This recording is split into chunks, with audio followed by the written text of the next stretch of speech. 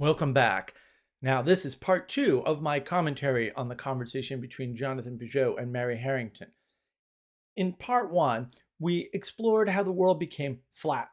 Today, we look at the ruins of that flatness, how a society that rejected the symbolic is now being haunted by the collective agencies it can't name, and why the internet has become a technological machine for generating religions of the day.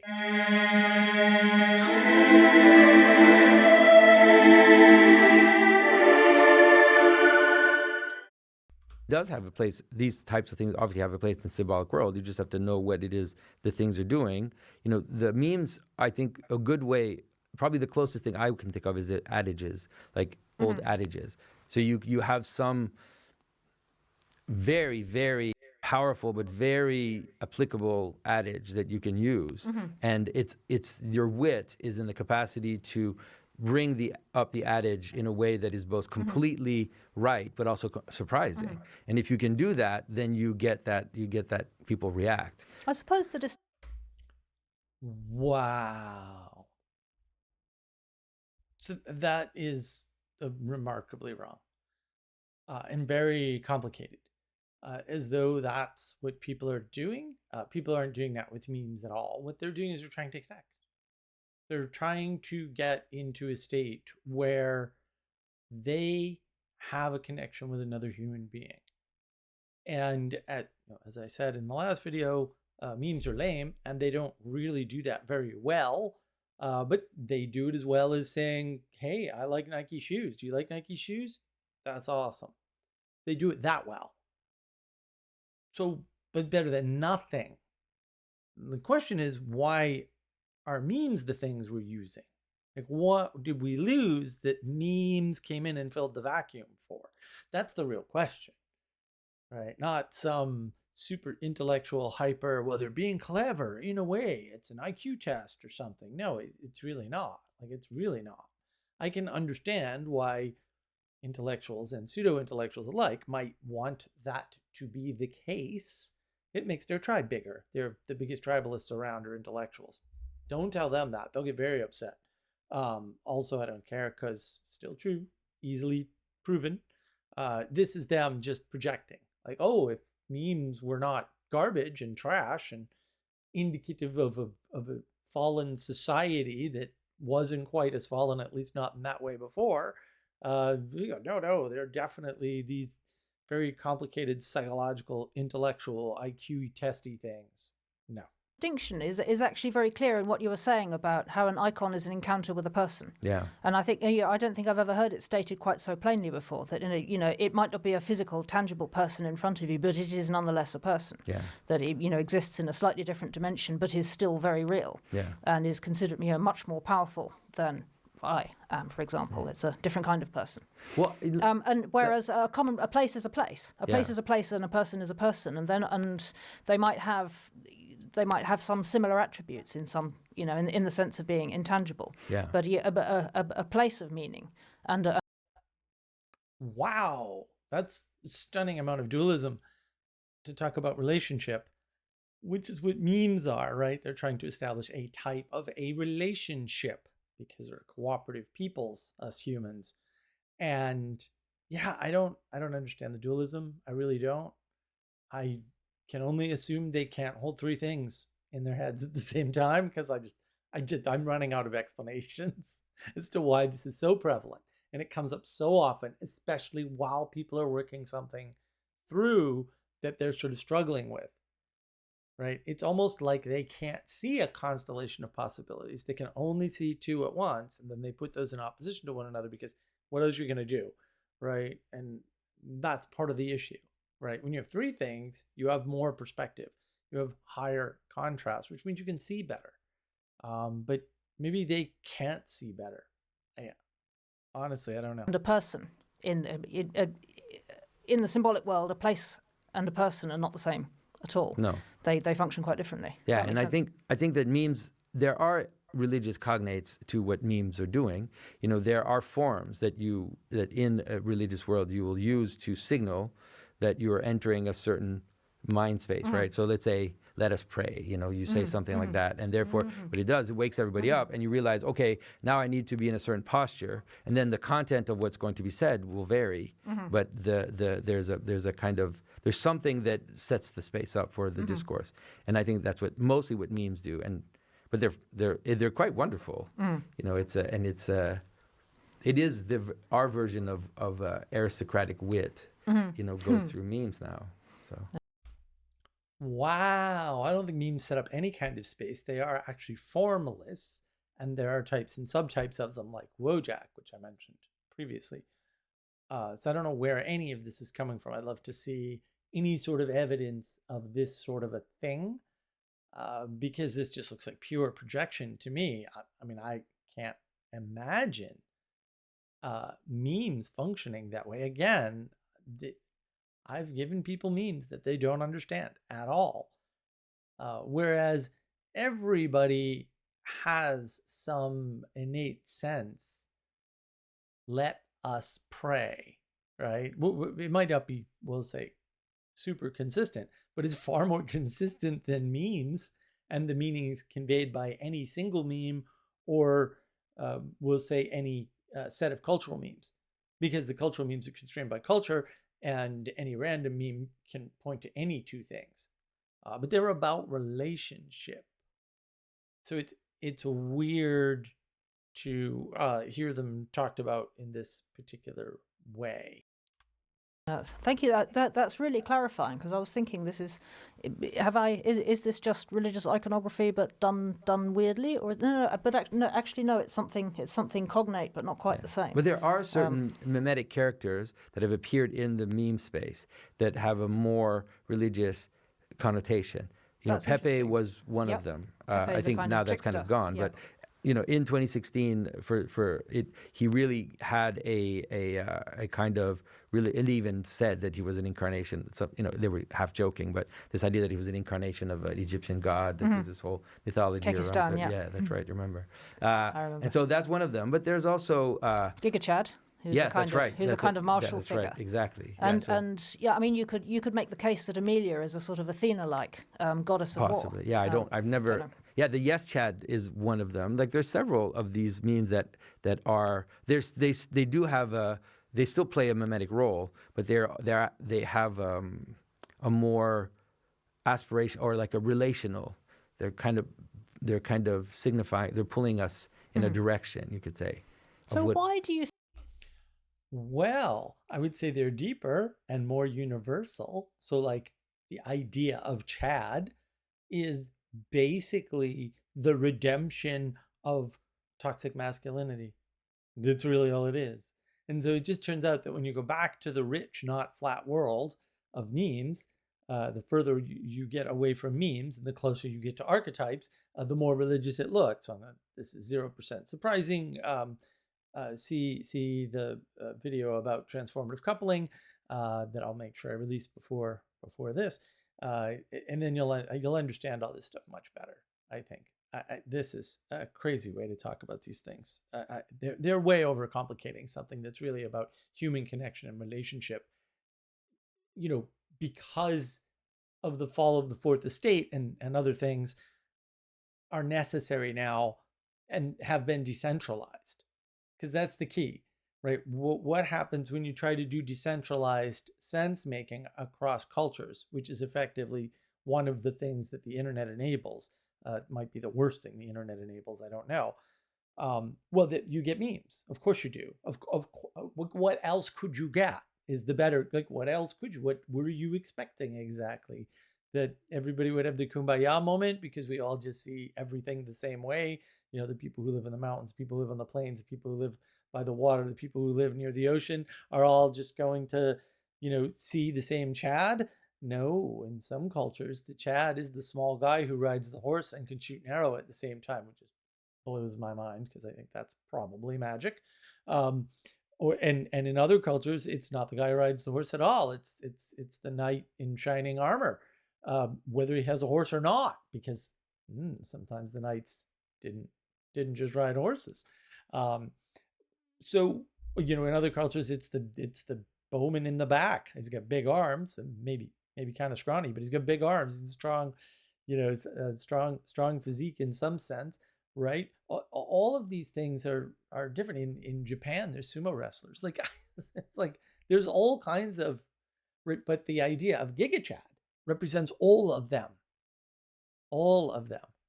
right? Even though he's sort of this Western, chiseled, what would you call it?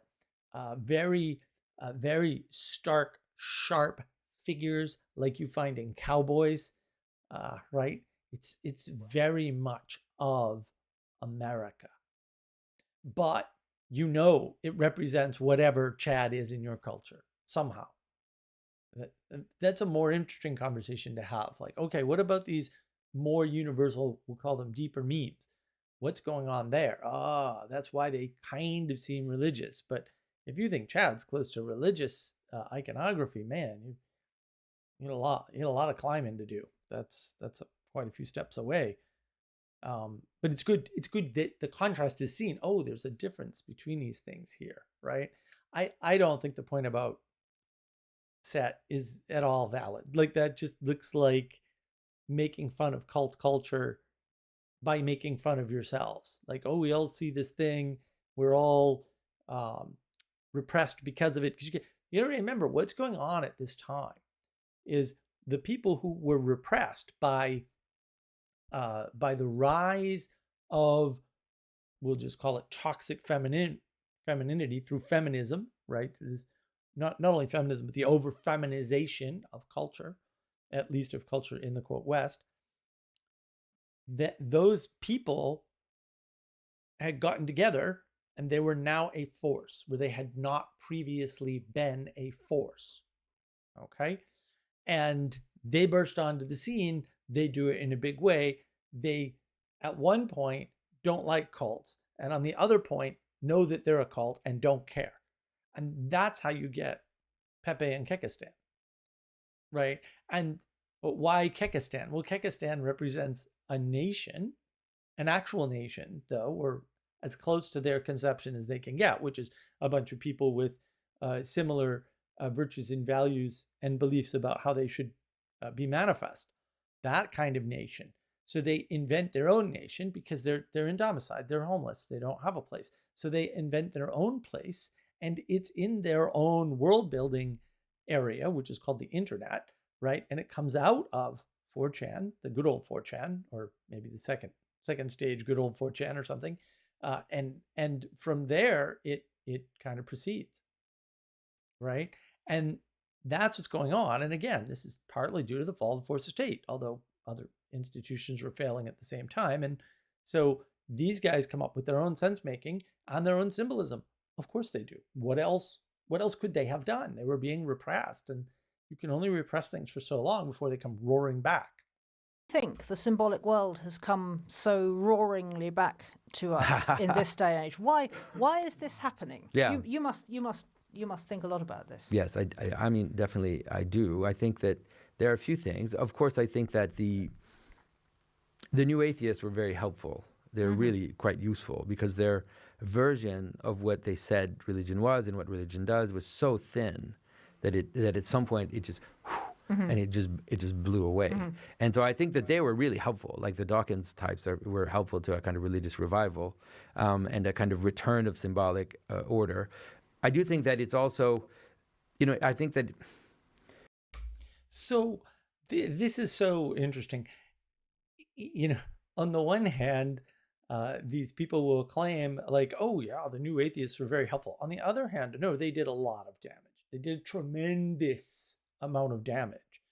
And so to just be that sort of blasé about it and positive about something that impacted so many people so negatively that they're, we'll say in the past 5 to 6 years have been waking up to, I don't like it. And in the meantime, we have all this immorality. I mean, what do you think the Epstein files are, right? It's, new atheists and effective altruism people are all scumbags like Sam Bankman-Fried and stuff. Yeah, well, yes, they are. That's correct. And I remember, I've told the story before, I was with this is years ago. This is probably mid-2000s, maybe. I don't know. I was with my friends and I said, hey guys, just don't refer to me as an atheist. And they're like, what? Why? And I said, well, because those guys are all bad guys. Like, they're all evil. And they were shocked. And I was like, no, they are. Like, I don't know why this would be controversial. And those are my friends who know me. They were shocked. And I was like, really? You don't see this? Okay, fair enough. But I do. And I just don't want to be anywhere near that bucket. Aside from the fact that I was never an atheist. But yeah, I didn't want them, referring to me that way just because they couldn't, we'll say, pin down my beliefs in some set of propositions that everybody would recognize. And so it's very important to realize that they did a lot of damage. So to have that attitude about it, I don't think you're doing anybody any favors. I think you're putting yourself on the bad guy team at that point. Because at the same time you're saying, oh, well, their definition was so, it just kind of, blew away. Well, you didn't blow it away at the time, did you? You let them rise up. So now you're saying, effectively, unconsciously, to be fair, you're saying, well, we could have done away with this at any time, but we didn't bother. And all these bad things happened as a result, at least seemingly. We can argue whether or not that caused it. I would argue it absolutely did, but whatever. And so it's fine. Like, what? Now you're basically saying you were irresponsible and you could have fixed this or prevented some of it and you didn't bother. Like, that's not a good message. And it's those messages that your subconscious picks up on that your conscious mind doesn't. It doesn't cause cognitive dissonance. That's actually not what it causes. But it does cause anger and resentment and resistance, or cult-like adoption. Like, oh yeah, we could have, but we didn't. We're on team good because we didn't just bust their argument away and prevent all the evil. We let it unfold because we're good. I mean, people think like that. So, I mean, they've actually said things like that to me. So neither condition is good, right? I think that's a very dismissive way of talking about the damage that the new atheists did and pretending like it was nothing.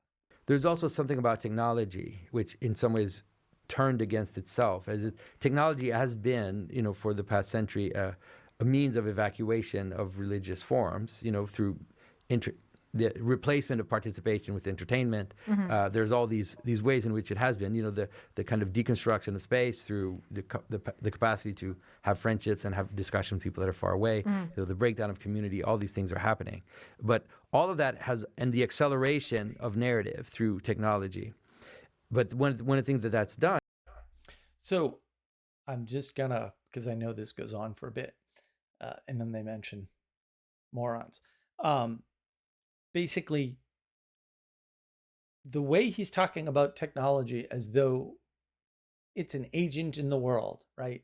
It turned on itself, okay?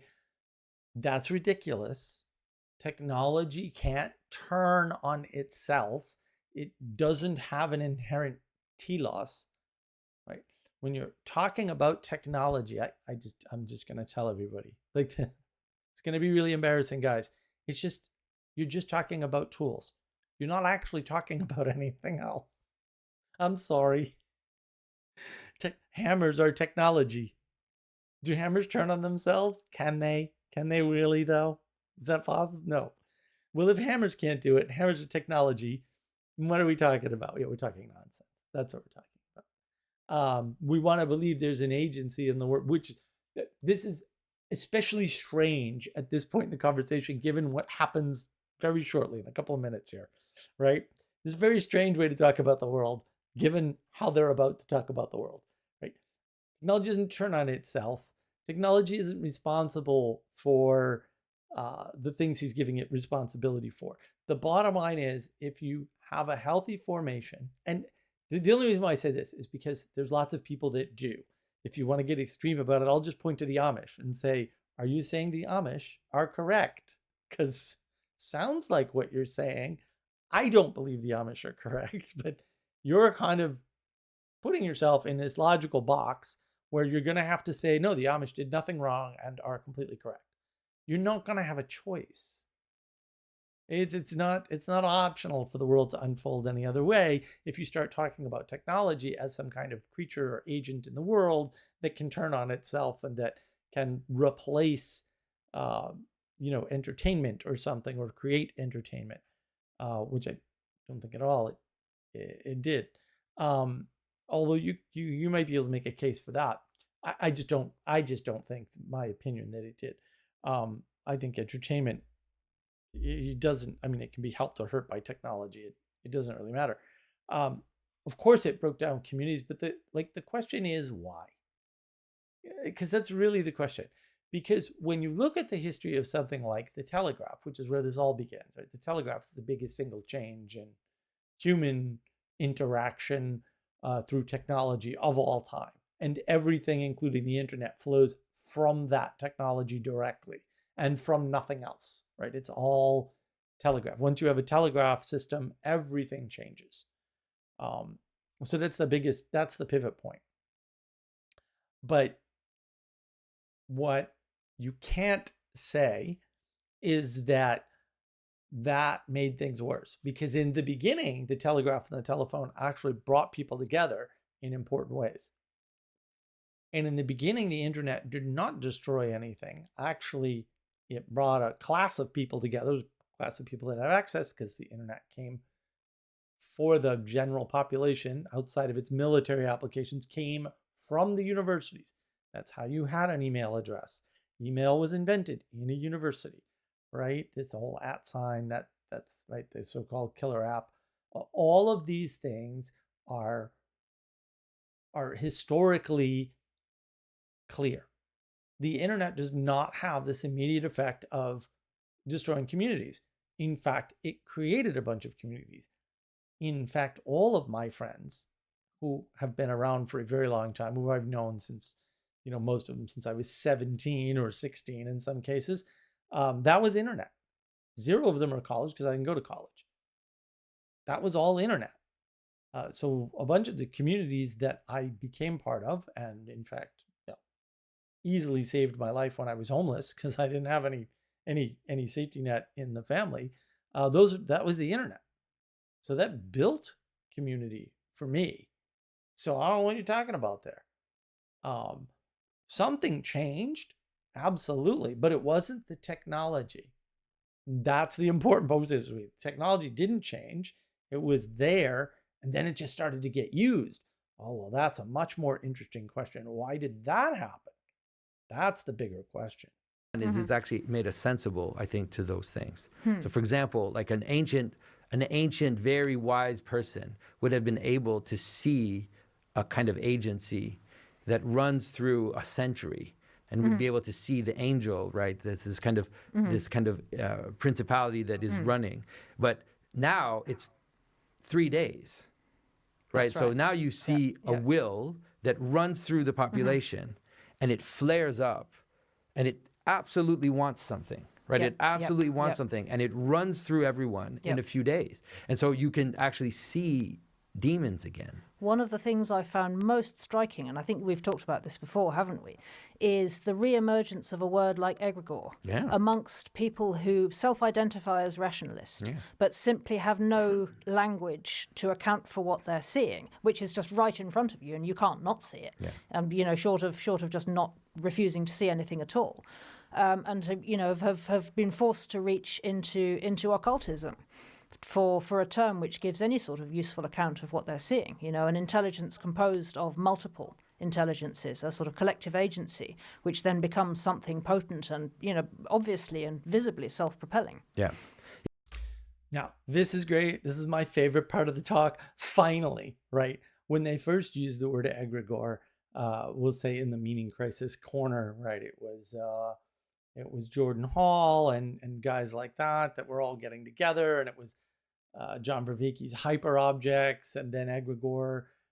Somebody else had, they were talking about network effects. They were talking about distributed cognition, right? They're using all these terms, and that's exactly what I said was, science sees this thing, doesn't have language for it, and what do? They go straight to the occult, right? Because what is the occult? Well, the occult is science corrupting the ethereal stuff, right? It's just trying to do a scientific accounting for ethereal things is, maybe the bulk aspect of occultism, period, full stop, end of statement, right? When you try to systematize the ethereal or the spiritual realm, you get occultism. In all cases, that's what it is, right? And it's bad. It's always bad, by the way. It's always bad. It doesn't mean that all of it is always bad all the time, but on balance, it's always bad. If you're going to do occult things, maybe you can get away with it, but I wouldn't try, and you better hope you're lucky.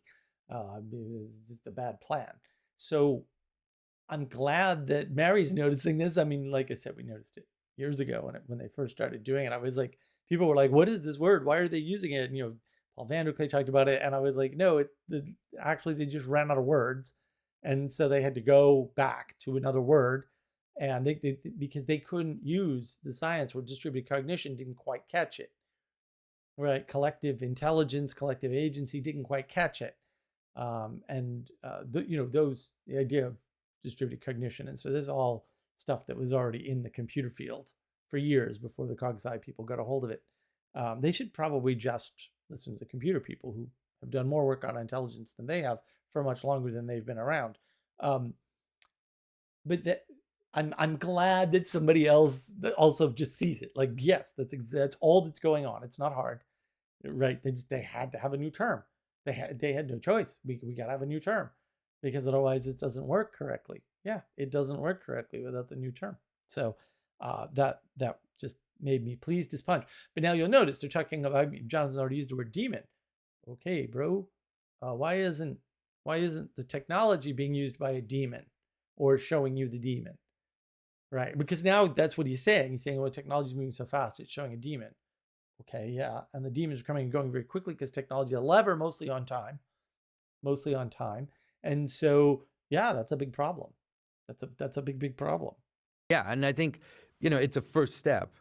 And obviously I kind of understand why people went towards egregore, but at some point we're going to have to use the right words and say gods and angels, because those egregores that they talk about, these, let's say, you're still leaving space for the possibility that there's no there. No, but they also it's even like in terms of practicality, they're not accounting for the top-down constraint that those united patterns are providing. And therefore, they want to only see it as emergent behavior, but understanding it as emergent behavior and only understanding from the point of view of the multiplicity actually doesn't help you in understanding what's happening. If you want to know what's happening, you have to be able to identify the will. You have to be able to see the formal cause, of as course. well as the. And if you don't, then you're always going to be kind of in the dark, because and the truth is that informally we all do it. Like informally, you're always paying attention when you see a group form to try to see what is the will that's animating this group.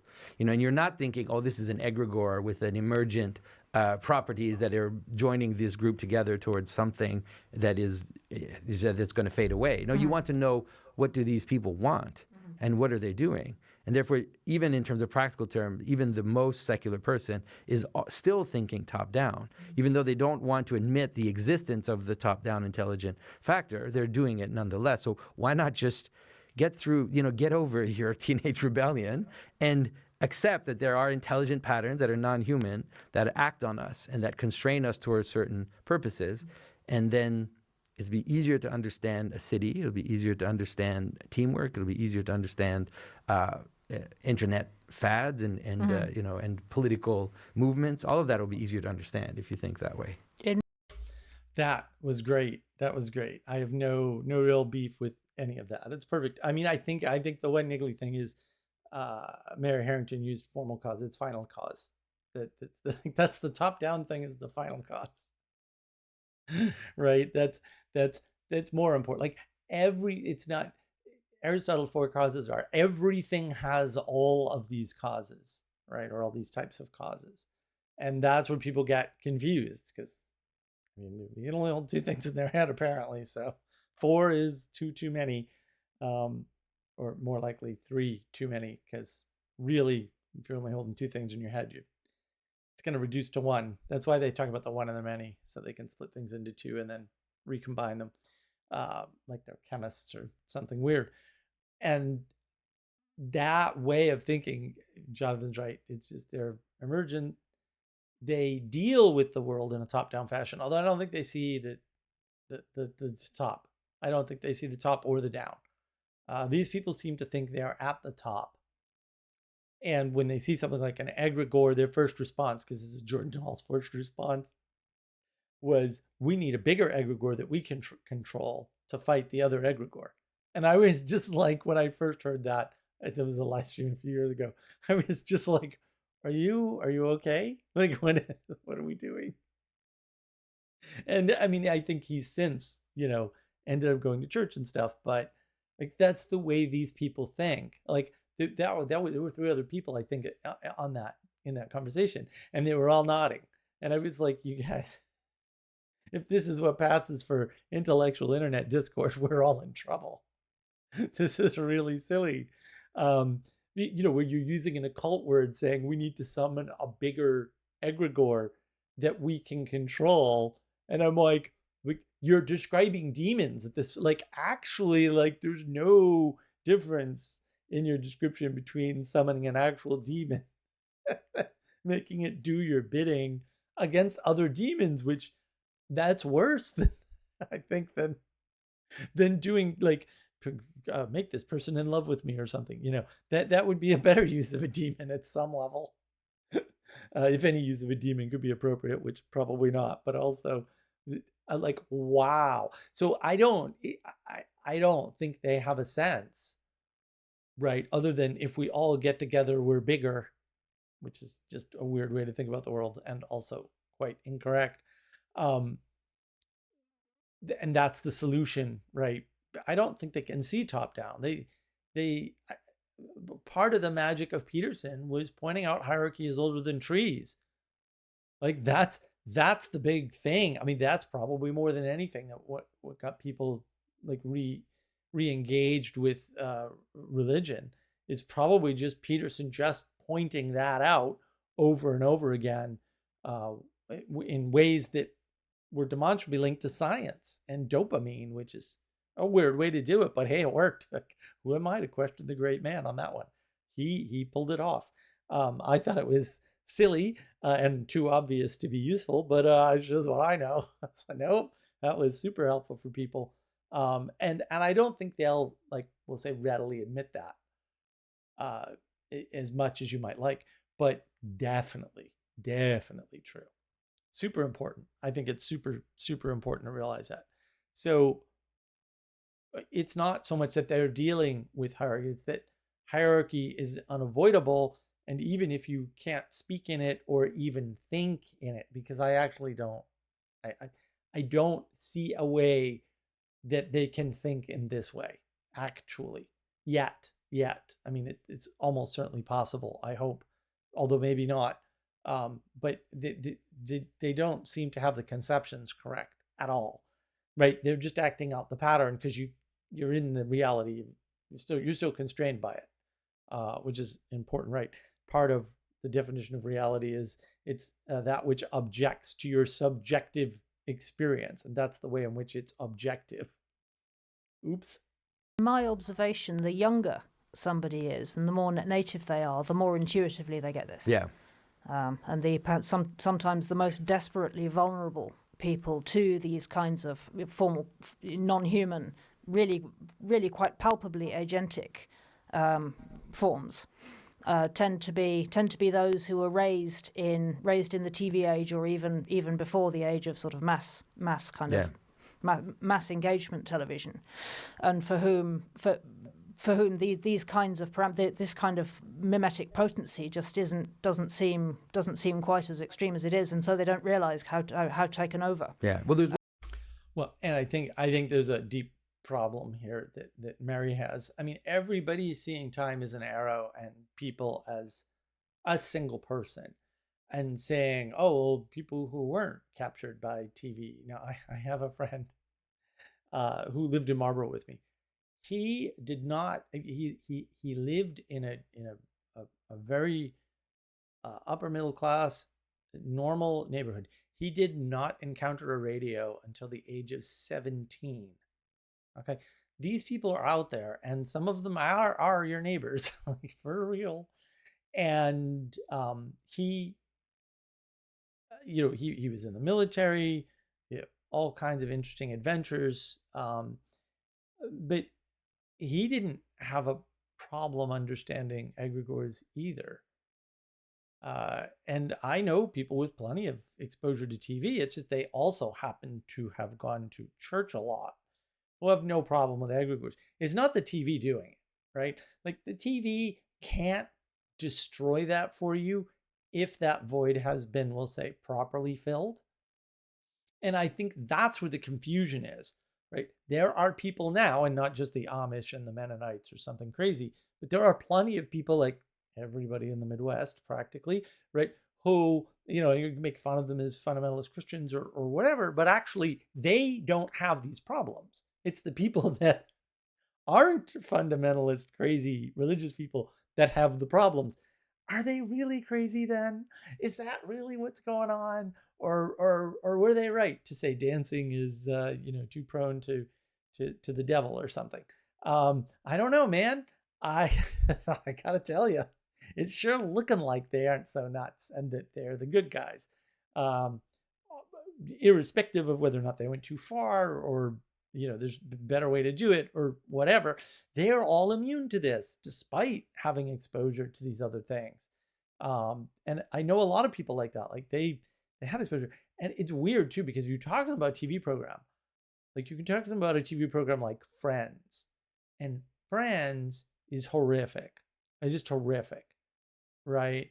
And when you talk to them about those shows, they don't see any of the downsides or dangers, because what they got out of it was entertainment.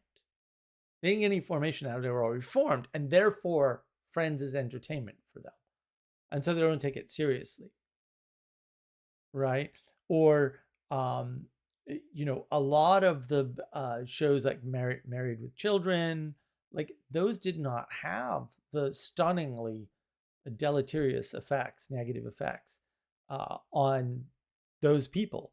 There's still groups of people like that now, right? It's just that the groups of people online aren't like that. For the most part, there are a few here and there. So this is a problem of sample bias. Oh, everybody I know was traumatized by watching these massed media TV or whatever she called it.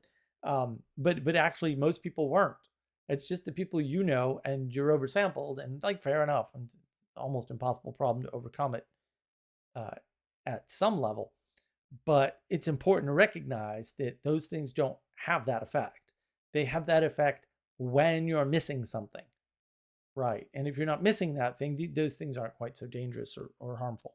One thing it's too possible to become. One thing that's making what's happening now happen is that World War II was such a trauma, and it actually created a very powerful story, and that story was so powerful that you don't see it. It's normal. That's When right. you're in a That's story, right. you don't see the story, and the taboos are invisible to you. You have blinders. Everybody has blinders. It's normal to have blinders.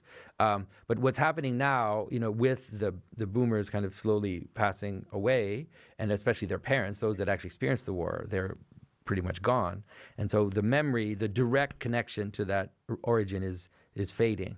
And so the young people are now seeing the taboos and the blinders and the side effects of that narrative. And that's awakening in them naturally an understanding of how agency affects us and how stories and intelligences, create worlds in which you live. That's right. I don't particularly want to nitpick that view or anything. But well, it's not World War II. It's not the second act of the Great War. The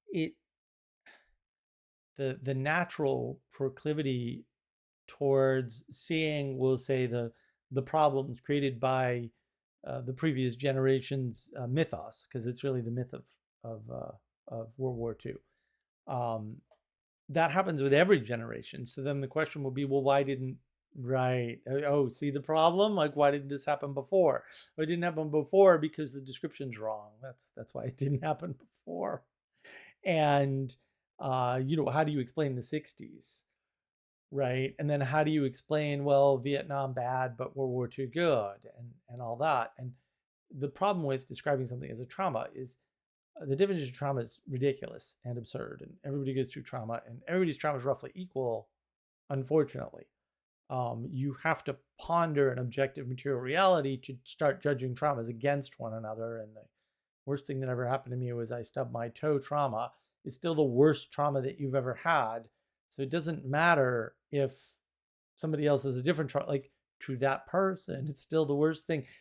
I'm not using that example as hyperbolic or fantastical. That's a real example, guys. You know, I understand people's skepticism. You really got to get out there and meet people. You really got to like experience people, especially like in the wealthy class, for example. Like I knew somebody when I was when I was homeless, actually, and he never did laundry. He bought all new clothes every week. Yes, I mean his girlfriend was like, yeah, we just buy new clothes every week, and I was just like, what, huh? Because I had no money, so it was like, what? Couldn't conceive of anybody having them. But the way he thought about those things was so fascinating to me because it was so foreign. He might as well have been from another planet. But you know, his idea of trauma and my idea of trauma have no overlap. He was very upset because the Boston University had lost one of his semester checks. Of course, he's still going, right? Because they know, well, his family's super wealthy. They could buy the school probably. I don't think that's an exaggeration. Very wealthy family from Detroit, and you know, that was a big deal to him. You know, but you know, all my parents have to deal with it. I don't have to. They lost the check, those fools. You know, that was it. And he used to do things like he was bragging about, oh, you know, when you go to apply for a credit card, you can put any surname you want, and so I'm a Duke now. What? You know, and so when he goes to the airport, they refer to him as Duke. It's like, really? But yeah, it turns out back then, at least, I don't know if you can still do that. You just get away with that sort of thing. It was not that hard. You just fill out the form differently. I never would have thought of that. I wouldn't do it anyway, but yeah, I mean, he liked it pranking the world, like, for some weird reason. And so his idea of, quote, trolling, and which wasn't, we'll say, a widely known thing. He certainly didn't know about it back then. You know, it's been around for a long time, but it manifests differently in different stratums of the socioeconomic hierarchy, if that's a good way to think about things. Better than nothing in the US, I guess. So yeah, I mean, a lot of this is just who you know, who you've been sampling, who you've been talking to, and then looking at history and saying, well, this World War II consensus stuff doesn't really hold. There's got to be something else going on here. What is that something else? And I think ultimately it's this pointing to virtues and values that were reinforced and contrasted in the extreme by the war. And then a series of stories was told. And those stories can't hold because they're not mythological. They're stories. And stories don't hold cultures together. What holds cultures together are myths, right? Is your mythos. And those are quite a ways above mere story. And if you don't see it that way, I think you're going to have real problems understanding the word. First of all, they're different words, and you're going to hear this all over the place. You're going to hear it here too. Everybody who talks about stories and narratives just flips those two words like all the time, as though they're the same thing. And they're different words because they're not the same thing. That it really is that simple. And sometimes I wonder, do you understand the function of extra words is to convey different concepts? No one? Okay. But it is very different. And of course, I have a video on that. You might want to check that out if you don't know. Very important to understand that those are different things and how they're different. Because it resolves a lot of the craziness around this ridiculous postmodern nonsense. And the inability to tell a good story from a bad story means that when you're told a story from the mythos, the mythology of the Great War, and you can't tell if it's a good one or a bad one, and you find a flaw in it, you might think, oh, us partnering with the communists to defeat the fascists was a bad idea and makes us the bad guys. And it's like, well, if it were a properly told myth, you would understand that that's not true. And that, sometimes you have to turn on your allies when they're no longer useful. That's just part of reality, right? Because the fight changed from a three faction battle, as with all revolutions, isn't that weird, to a two faction battle, right? Basically communism versus Republican government, because communism is a form of government, not a form of economics. And republicanism is the government of the United States and, the UK, basically. So that switched, and there's nothing wrong with that. And had they put that in a mythological narrative form, probably wouldn't have some of these problems. I mean, you might argue that myth can't hold. That would be my argument. But that's a different argument. I do have videos on that too, on the myth of World War II stuff and its breakdown. And it's related to the breakdown of materialism, because that whole mythos around World War II comes from materialism. Like, that's where it actually comes from. We trace it all the way back in the history videos. So if you haven't seen the history videos, check those out. And some of the outworkings of that realization and that metacritique, if you like, are genuinely shocking to the public conversation, as it still generally is. I tend to sort of try and stay out of it if I can, except to note that this fragmenting is beginning to happen. It's happening. It's happening. Yeah, we're going to. This is. I mean, I've made a few videos recently on this idea, this notion of the World War II story breaking down, and I've been thinking this for 20 years, more than 20 years, 25 years at least. But I don't really want to talk about it because it's so dangerous. But I think at this point, we have to, those of us that can see that it's happening and don't necessarily agree, like you said, with some of the conclusions that are emerging out of that story falling apart, we have to speak into it and be able to show that we understand it. Because one of the problems that's happening is that this is a large power that the Zoomers have, is that they can see a secret that the boomers can't see. And you can be in front of them and you can say things, and the boomer doesn't see even what you're saying and what it is you're doing. And so that's an immense power. But it's also very dangerous because it does have a kind of chaotic aspect to it. And there is also what I called World War II Satanism. That is, when you have a story that you tell a story for a very long time. This is the Kanye West thing. Yeah, that's right. When you tell a story for a very long time, one of the things that happens is that at some point you start to be able to see the perspective from the perspective of the enemy or the bad guy. It's totally normal, right? At first, everything's completely clear, and then as you become more in tune with the story, the subtlety of the relationships become more apparent, and then you can take the position of the bad guy. And I think that this is one of the dangers of some of the Zoomers, is to say, oh, I can see the faults in the World War II story. Therefore, it's all back to front from the way I thought it was. Therefore, all the things they said to me were false are obviously true. Exactly. I mean, I do believe that's a useful thought experiment to do. I mean, so let me just reframe all this and see if this works better for you, because this is, I don't know why they're framing it this way.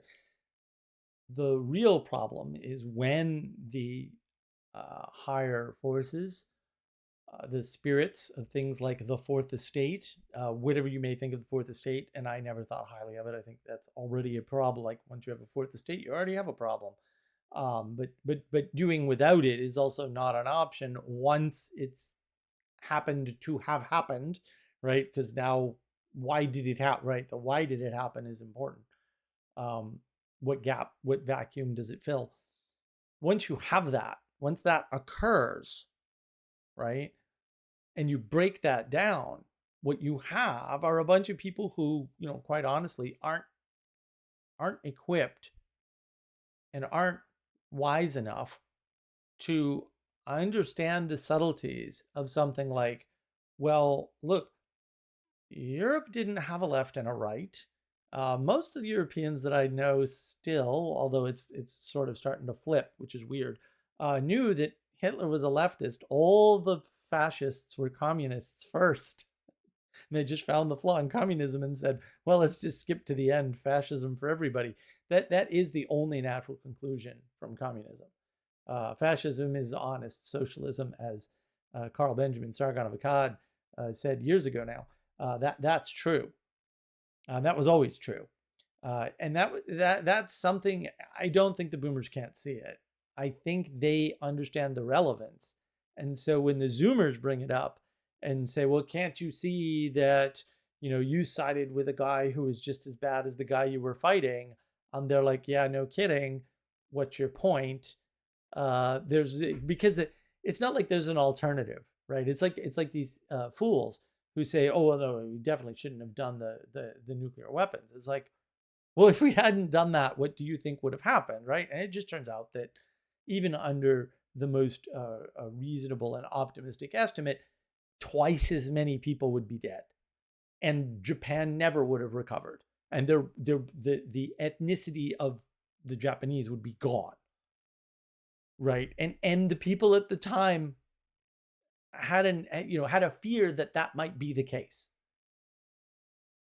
Are you sure the nuclear weapon's not a better option? Because I'm kind of sure it is. I just, like, I don't even know what to tell you. Like, at some point, because they think, oh, if we hadn't dropped the bomb, they would have surrendered anyway, which is total bunk. Or we could have done something differently and not killed as many people. And it's like, no, actually, that was the least deadly option that we had available. And so what are we talking about here? And this is why I think they don't understand hierarchy. Like, in a hierarchy, you'd understand, well, the no death thing is not an option, because that's a flat ideal world where you can just resolve conflict without having a conflict. Like, just, I don't know, talk your way, debate your way, converse your way out of it, or I don't know. I don't know what they think, because I'm not sure thinking's on the table at that point. So then the question is, how do we limit the casualties that have to be inflicted to stop the war? Because it's actually the question of all war, right? How do we limit the casualties? And you can point to specific examples and say, look, they didn't do that at the end of World War I. They decided to fire off all their munitions. And it's like, well, maybe that was a mistake, right? But they couldn't keep the munitions around, and they didn't have a better way to get rid of them. And so maybe firing them off, even though you're about to sign a treaty, is the only option that you have available that doesn't lead to more problems and more deaths. I'm not saying that's true. That might not be true, but it might be what they thought at the time, and that might be the justification. Right? But we're not used to thinking outside of the way we think, and most people can't. Most people can't do that. So go gentle on them. But that's the problem when you have a bunch of people who can't think outside, or who can't understand hierarchical thought, and that somebody has to make the decision. How many people are going to die? Where are they located? The famous Churchill Coventry World War II example, right? How many lives do you kill to save how many other lives? These are difficult decisions, and these are decisions that nitwits and midwits alike aren't used to understanding, and probably don't, and probably never will. But now they've been left on their own, and they have to generate their own mythos to do sense making in the world. That's where memes come from too. So these low grade basic thinkers who have been betrayed, by the way, let me make this clear, they're victims. They're just trying to do sense making online in whatever distributed intelligence they can get into. And they think they're in a distributed intelligence because they talk about things like meme culture or internet culture. Obviously, those things aren't culture. There are many cultures on the internet on various platforms. And sometimes there's multiple cultures on a single platform. And the decentralized algorithms are conducive to that. Look, I don't want to go on a technical rant, but I can actually get into the tech on all this and a bunch of the human behavior, because I don't like the word psychology, which is completely unnecessary. I can just tell you how it all works. I can show you examples. We could go into it. I could talk about that actually continually for a month and not even scratch the surface. This is well known and well understood and well studied, by the way. So if you wanted to do the sciencey thing, you could. So why would they say internet culture when they know full well, because they've been on the internet, that not everybody thinks the way they think? Well, because they need a tribe. They need a sense-making apparatus. That's their sense-making apparatus. In effect, it becomes their religion, their, quote, religion of the day. Great book, by the way. We have a technological machine for making religions of the day. No wonder why. Technology is a lever for time. They blow through in days sometimes. Absolutely. That's where it comes from. It's because religion's not optional. If you believe you do not have a religion, one will be provided to you without your knowledge or consent. And the internet just, bang, does that with a lever all over the place. It's wild. It's absolutely wild. So once you kind of understand that, these people are all trying to make sense of something. They need a new myth. They don't actually have a myth. The myth of World War II is at an end. And not because of its oversimplification, because some people need an oversimplified explanation. Why is there a war in Ukraine or Iran? Or it must have to do with economics, or it must have to do with politics, or it must have to do with, could it be a play for global shipping by disrupting the insurance industry? Because that's a thesis that's out there that's a lot more compelling than oil. Could it be that, it's easy to get fissile nuclear material and Iran had all the other parts? That's almost certainly true, by the way. Could it be both at the same time? Yes. Can most people think maybe there's more than one reason and they all converge? No, because we reject Aristotle's four causes and try to either turn them all into one or pick one or two when there's always four. That's a big problem. That's a big problem. So you have all these people on the internet trying to make sense of things, and classifying them by generation, I still think, is a huge mistake. You don't want generational wars, guys. We shouldn't even talk about generations like boomers and zoomers and millennials and stuff like that, because it just creates animosity and causes people to think in a certain way that's supremely unhelpful. Right? I mean, the number of people that sit there and tell me, the boomers just don't want to give up power. And I'm like, did you see all the announcements from the Congress people in the past 20 years saying we'd like to get out, but no one's up to the task? Because that's true, right? Because they just see something like a Senate seat or any kind of congressional seat or the presidency as an object that you could just have, and it doesn't matter who has it, and the person that has it, quote, has power or something. It's not the way the world is at all. If you get a bad leader, you get the destruction of the thing that they're leading. We don't even have a good definition for leader anymore. We used to know what that was. It's a big problem. When I sort of fell off the progressive wagon and ended up, I'm not completely sure. I mean, it's a long, complicated story, but it was part of the fallout from recovering from postmodernism in the 1920s. The global financial crash happened, and with it happened a crash of my meaning world, my thought world, I guess. And I spent about 7 years, I think, sort of in the wilderness, asking myself, what if everything which I was raised to believe was in fact not true? Yeah. And I came to the conclusion that no, actually, a lot of it really is true. Yeah. And furthermore, being a normie is good, actually, if you can. But so fascinating. So finally, Mary Harrington looks like a normal human being, actually, with emotions and everything, complete with emotions and expression. And this is lovely to see. Being a normie is okay if you can, right? And it's strange for the sciencey people because they've had to come around to consensus, scientific consensus, right? Or normative order, as folks like Dr. John Vervaeke talk about, as grounding for truth. They really have no choice, right? They're just kind of out of bullets. They can't really, because they don't have even the words for it. That's why they're grasping at words like egregore all the time for things that everybody else already had better terms for. So what happens is they talk about normative order, but then they sneer at the normies.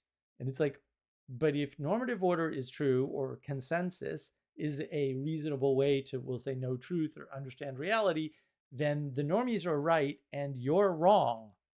Period. Full stop. End of statement. You're caught in cognitive dissonance. Like you've trapped yourself in a contradiction that you can't get yourself out of.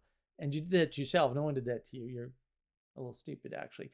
That's dumb. Don't do that. So yeah, normies and normative order have to be linked for what I hope are obvious reasons that should be clear from the language alone, if not from the concept. Oh, all of these people agree, therefore it's part of reality. Well, if most people are not in science and are just understanding the world, we'll say metaphorically or religiously or whatever, then that means what you're doing is fringe and margin and unnecessary and further away from reality. Well, I actually kind of agree with that viewpoint, although I don't think consensus and normative order are things, and they're very dangerous. It's just that normies rely on more patterns because they're probably incapable of doing anything else, and I don't think that's a bad thing. We all rely on some patterns.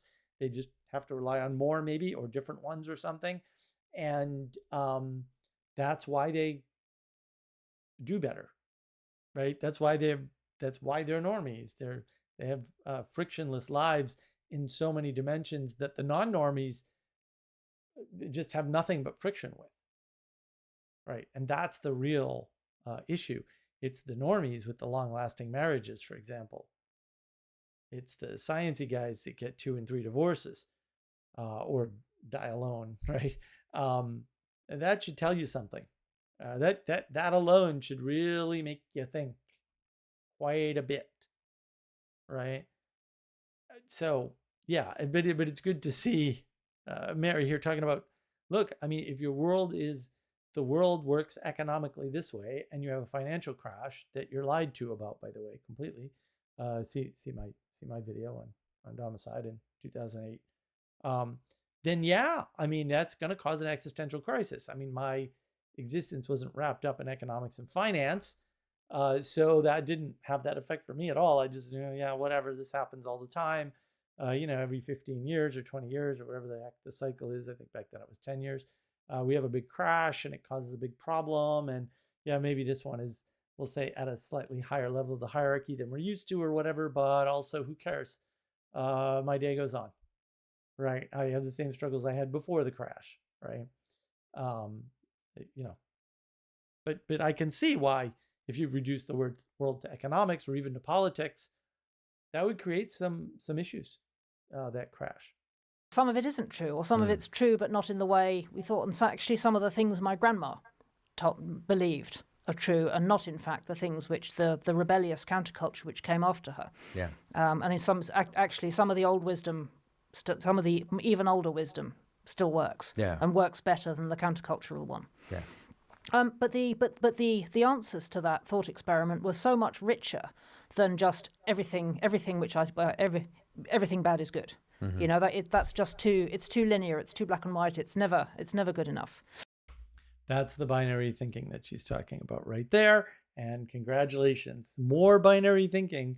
But she saw it like, no, this is bad. This is binary. There's more here, right? It's more rich. It's nuanced. That's the fancy word for detail. Yeah, sure. There's definitely more there. There's a better way to think about it. Glad she found that. She's way ahead of some of these other guys. And yet, when it comes to when it comes to the World War II story, the World War II truth, official truth, that's where we currently are, I think.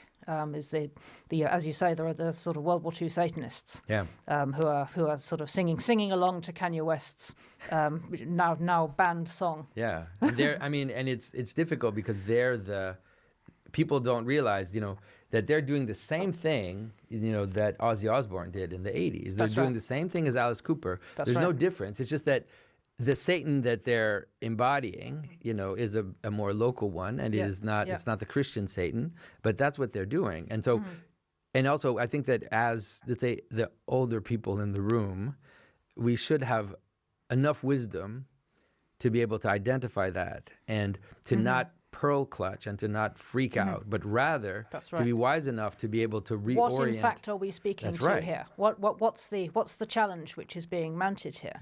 And also I think. So, yeah, it's interesting. What you should first do if you're older and in the room is acknowledge that you've made grave errors in the past that you need to correct. If only through not giving these people some alternative to that, quote, Satanism. Also notice that the framing is entirely within the World War II consensus. So what are we... If you just change sides in the World War II consensus, is the story breaking down? I don't think so. I don't think so at all. I think you're just identifying with the other side of the story. And we know this happened. Like I still have my t-shirts from the good old Sargon of Akkad days, right? Where Star Wars is pro-Jedi propaganda. That's what the t-shirt says. Well, there's the breakdown of this World War II story, except it's not broken down. It's agreeing with the story and just getting the other side as the good side, right? Or at least saying it's ambiguous and therefore. And maybe it's that ambiguity that is starting to, we'll say, dismantle the story. But if you're not giving them an alternative story to live in and within, you're still failing them. And first you need to acknowledge we've already failed them. That's bad. That's on us. And apologize, by the way, because that would be appropriate. And then give them a new story. I don't think anyone's prepared to do that. Now, there are a number of people that, beauty will save the world. A better role-playing game will save the world. A truth will save the world, right? Whatever that's supposed to mean. And this is story will save the world. There's a lot of people that think the right story will save the world, right? And then there's a bunch of people that think, no, we already have those stories. Everybody just needs to read old books. That's still story will save the world. It's just not new story will save the world. So you can see those patterns everywhere. And people are just basically falling into one of those camps, which is weird. And they're all wrong, by the way. I'm just going to give away the ending here now. Don't do that. It's wrong. Don't be thinking that's going to work. Which is not to say don't write a beautiful story to try to help people. Yes, do that. Don't be thinking though that that's some universal solution that's going to have the overwhelming sweeping effect that you expect, because it's definitely not. It's still the truth, good, and the beautiful, and you need those to come together in some narrative fashion that's mythic or mythopoetic, rather than mere story-like. From that, you can derive the stories, and those will be good stories, and they will fit within the mythos, because that's what Star Wars is. It's a story fit within the myth of World War II, right? That's all it is. It's a simplified story, too. It's a very simplified story. First of all, there aren't 3 players.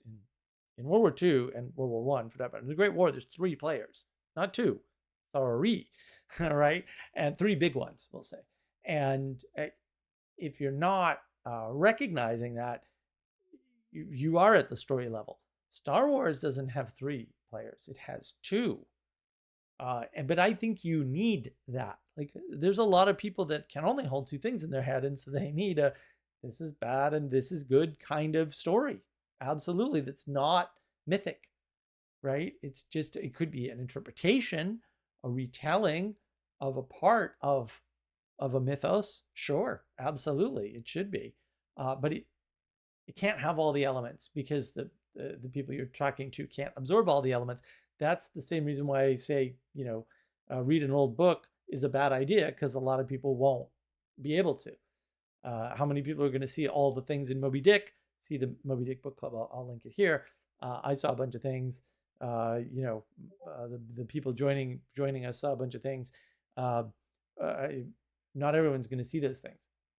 It's just not going to happen that way. I mean, you've said before that you think of the world as it currently is as diabolical in the most literal sense of being a world of being about division, being about pure negation, in a sense of separating ourselves from the spiritual world, separating ourselves from one another, separating ourselves from everything which creates meaning and storytelling and so on, and perhaps we could see this sort of culture of repudiation coming in cycles, starting with the counterculture, and then we get punk, which repudiates the hippies, and then after punk we get whatever it was next. Yeah. and now we've come full circle to a bunch of kids who are repudiating the entire post-war meme world. Yeah. Well, except again, they're not repudiating it at all. They're just picking the other side, and that is cyclical. But I don't like the cyclicality that she described there. I mean, again, like cyclicality happens along the horizontal. It's flat. It's not hierarchical. There's things happening above that are causing a clear change of that cyclicality so that it's spiraling downward.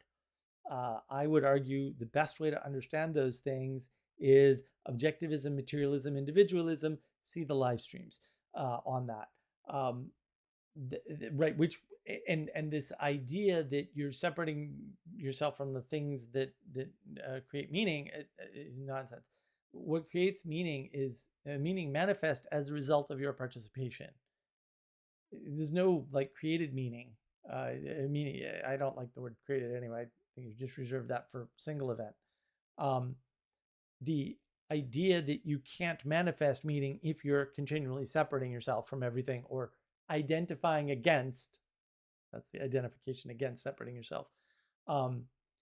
That's an easier way to think about it. Like if you identify against, or if you separate yourself from things, your ability to manifest meaning goes to zero eventually, but is certainly cut down.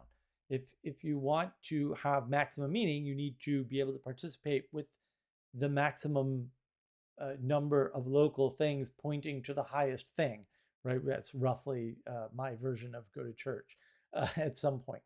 That would be the inevitable conclusion to that secular line of thinking. Is if meaning is bigger than us and outside of us, and it's wrapped up in things like reality, which is things that are real or things that you want to exist even if you don't. Fair enough, I guess. A weird way to talk about the world, but. Then sure, but that's still going to lead you straight to go to church eventually. I mean, there's a few more steps involved, but you're going to get there. And so having that framework, that hierarchical framework, where it's not just cyclical, it's cyclical spiraling down, and that matters a lot, is super important. And its entire moral framework, and saying no, actually we're just going to reject all of this, and there's a sense in which over the course of that, the what we have to make meaning out of just gets ground smaller and smaller until we're left. My fear is that if we're not able to reconstruct something that genuinely is meaningful and based on what's actually true, we'll end up with nothing, just a sort of grey sludge of nothing. Yeah, well, the problem is that no one can sustain a gray sludge, and so usually after the gray sludge comes Babel. After the flood comes Babel. That's right. Because people can't handle to just be in the waters, and so they want to build something that is extremely vertical. And what if we built an enormous tower and got everybody speaking the same language? Wouldn't that be great? Wouldn't it be great? Yeah. What could possibly go wrong? I know. Yeah. And so this is I think the thing that Jordan Peterson and I and many people have felt shaking in the culture is that if postmodernism pushes too hard, then we'll get a Weimar reaction, which is that there'll be a desire for authoritarian structures. And so, wow, I don't I don't agree with any of this framing. Um, it's weird that they're stuck in this binary of, are we stuck in the cyclicality? Are we, flooded out? Or are we rising up like a tower? That seems to be their only two options somehow. Although how and why that's their only two options is completely puzzling to me. Like it actually, from my perspective, makes no sense. I don't I this is binary skepticism, and I don't understand why uh, why we're stuck in the decision between a flood and a tower. Like that seems very awkward to me. I don't know why you wouldn't want to integrate that. And notice too, if postmodernism pushes too hard, what could that possibly mean? Like, is there an agent called postmodernism that's doing pushing on? What are they pushing? And what are they? What are they pushing it to?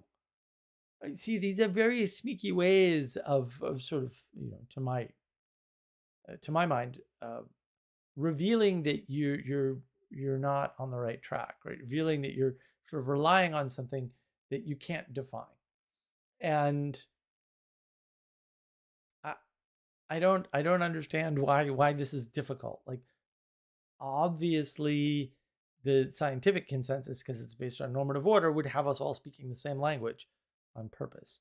That's Tower Babel. That's bad. Sure, I agree. Also, like, how did we get there? Like, why is that where we're stuck? We shouldn't be stuck there at all. We should just understand it's not necessary, and it'll be fine, as it has been throughout time. It's a little weird not to sort of say, hey, the things we used to do that worked still work. That's good. Like, why can't, what's wrong? We can go back. Seriously. I think that's one of the things that both Jordan and I have been doing since 2016 is to say we have to understand the young people that are on both sides of that, those that are moving towards the absolute chaos and those that in that reaction want something very, very vertical and very, very strong, and to be able to explain that the world is always a play between the one and the many. It has to be. It's always a play between identity and change. And all the stories have that play. All of the great narratives. When you read the Iliad, you can read the Iliad from the point of view of the Greeks and from the point of view of the Trojans. And both stories are completely coherent. You're allowed to take a side. Like, you're allowed, if you're Greek, to really read it from the point of view of the Greeks and say that this is their story. And when you're the Romans, you're allowed to read it from the point of view of the Trojans and say, no, we take the place of the Trojans. And so there is a possibility for true stories in which you actually are a character in the story and you're playing a part, but also understanding how there is this relationship between. So, for example, like I look at. Okay, I just want to point something out. So you can pick either side, right? But earlier what he was saying is you can't pick either side of the World War II consensus story. Really? Well, that's I'm not saying he's wrong about that. I'm saying, well, that's interesting. Why would that be the case? Because he's not explaining why that would be the case. And I'm not sold either. I'm not sold on you can't pick the other side. So it's not breaking down. And I think true stories are pointing to something beyond them, right? Again, you can see my video on that, which are narrative patterns, right, or templates. And this is why the World War II consensus, which should have emerged from a mythos of World War II or the myth of World War II, might be breaking down, but it doesn't seem to be breaking down. It just seems to be them picking the other side, like you would with the Iliad, which doesn't seem to be wrong. See, it's those sorts of moves that the Zoomers are going, you're being inconsistent now. All we did was what you told us to. We just didn't use the Iliad. We used the mythos of World War II or the World War II consensus story or something. So why is that a problem? I mean, the answer is that's not, the Iliad's a mythos and the World War II consensus is a story. And you can't just pick the other side of the story. That the purpose of the story is to keep you locked in on one side or the other, to provide clear contrast, right? And the purpose of mythos is to allow you to sort of play with those ideas and see, we'll say, which ones you like better, but they should lead you to the same place. It shouldn't matter which side you pick in the war, in the Trojan War. It should lead you to the same conclusion about how to be a good person, right? Because you can always reject the treachery of the Greeks. Beware of Greeks bearing gifts, and kind of redeem the Greek error, right? And that's why you would have to be able to pick the side of the Trojans too, is to see where the Greeks maybe made an error in virtue, right? And vice versa, right? You have to be able to pick the side of the Greeks to understand where maybe the Trojans made some errors in virtue, right? It's the same thing. And to sort of describe exactly that with the World War II consensus and say it's bad and then not explain any kind of difference, I think I think you're really contributing to the problem, not solving it. And again, the solution is still hierarchy, which we're not talking about that. We're talking about the one and the many, and that's so flat. Like that's flat. That's two things. That's dualistic. Dual means two. It's dualistic. Why? Because there's only two things. It's not that. I'm not looking for some complicated nonsense philosophical definition. Dualism. Dual means two, guys. If you're only listing two things, you're in a dualism. You can say I'm not dualistic, but, and if you only list two things, you're still a dualist. Like you didn't fool me with your upfront spell casting, right? You still only listed two things. So this is some of my least favorite part of this talk is this particular section, because of these what I would call severe and obvious errors. A lot of American tropes right now, when you see people saying America first and then they say America only, it's like, well, that's bullshit. Like you can't have that. That's not possible, because you can't just live in your house. You have to live with your neighbors, you know, and sometimes that relationship can be a bit testy. Sometimes it can be more fruitful and beautiful, but you can't just have it testy all the time, because then you have war, right? And you also can't just let them come into your fridge and take the things from your fridge. You have to find the balance between, this is my home, this is my house, this is where I find my identity, but I also have a porch and I have a living room and people come in and we greet them with hospitality. And so this is how it has to be. There's no other way to exist in the world besides finding that play and that balance between the capacity to inhabit an identity and exist as something that has solidity, but also is constantly aware of difference and a capacity to interact with difference. That's very interesting. So the way he described it, had he put it in hierarchical terms, like there's a hierarchy, the hierarchy of interaction, right? And I also think he slipped up on identity. My home's where I get my identity. That's wrong. You don't have an identity, first of all. That's number one problem. See my live stream on identity. It'll help you out a lot with this. When you understand that there is a set of protocols and procedures for meeting people, we'll say, not near your house, and how you're supposed to interact with them, and then there's a different one for meeting people when they're like walking by, but you're on your property, and a different one once you invite them onto your porch, right? And then there's a series of stay or goes, right? At each level, there are levels. It's the way to think about them, right? Or layers. At each level, it's a stay or go, stay or go. Do I continue this interaction or do I end it now so that we don't have a serious conflict? All right. And then that goes deeper. Maybe you invite them over for dinner once, but never again. Right. They've been on your porch. They were okay. They were in your living room for 20 minutes. The wife met them. They're fine. Right. But then transgression, or we learn more about them or whatever. And now we cut that off. He just talks about it as a progression and B, very flat. But no, there's decision points at every layer to minimize the risk of conflict and to minimize the risk of severe conflict or to minimize the severity risk of that conflict. Those are two different calculations, by the way. Nassim Taleb does an excellent job of talking about this in his books. You should read all of his books for lots of reasons. That's one of them. We do risk calculations, whether we realize it or not. Game theory doesn't work, partly because we do risk calculations and not economic calculations, where it's, I get this if I give up that sort of thing. That's not actually how we think. That's also, you'll find it in the literature if you look. Maybe that's no one's white paper conclusion, but it is the conclusion of several white papers. I wish I could remember all of the white papers I've read. I'd just give you all the references and you wouldn't read them and ignore them anyway. So I'm not going to bother. Find it yourself. Then you'll value the information better. But yes, you can see that in the data. It's pretty clearly in the data that we do risk calculations. So once you sort of understand that, you understand the need for hierarchical interactions and the need for hierarchical identity, right? When I'm out on the street and you're out on the street, equality is fine. That's what manners are for, right? That's what politeness is for. Manners book coming someday, right? That's what that's for, right? But if you're, we'll say, coming near my property and engaging with me, the hierarchy has changed.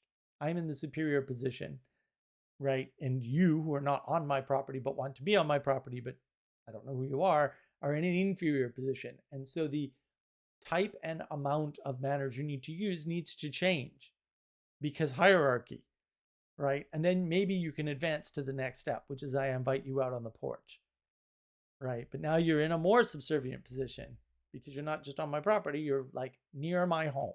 Like all of this matters. And as that's happening, what's changing? Your identity as a stranger is changing in relation to me, right? Because of your deference. Whoa, wouldn't that be a better way to explain all that? And it's the same at the level of federated nations or countries or whatever we're calling them this week. Federated nations is the correct word for, or correct term for America. See Colin Woodard's excellent book, American Nations. It's a must read to understand these sorts of things.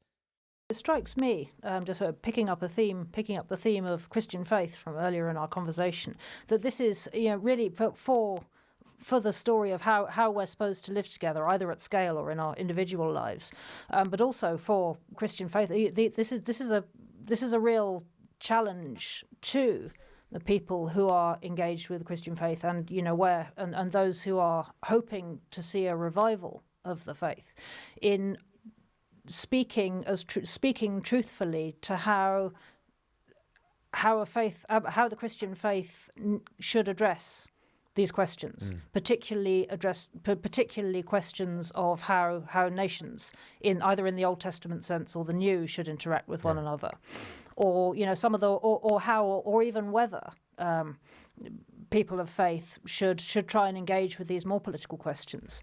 I think I'm thinking particularly of the question of the movement of people, which seems to me, it's when you speak about Christian faith to a very angrily America First young person, sometimes the response you'll get is, I don't want anything to do with that because these people are just conduits for mass migration. Yeah.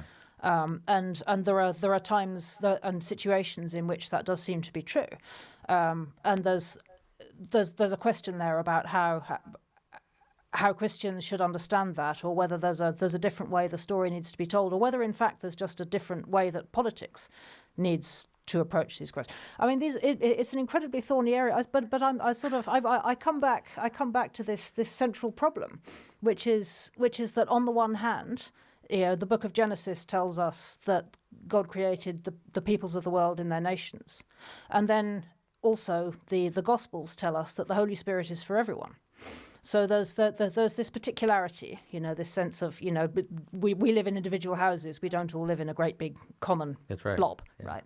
But then on the other hand, there's a faith which has always spoken very, again and again and again and again about the fact that, if you have faith in me, there's you're not all divided up. We are all one body. Yeah. And how we reconcile that feels to me like perhaps it's always been the central tension of Christian faith, but it seems more urgent than ever. And I wonder if this is something that you reflect on in your work. I think.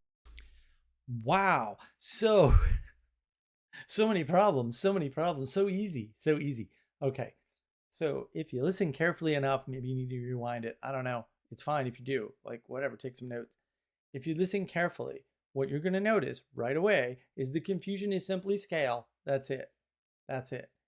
When Jesus is talking to a person and saying, you are all the same in the Holy Spirit or something, I don't know, whatever he's saying, um, that's at the layer of a single person.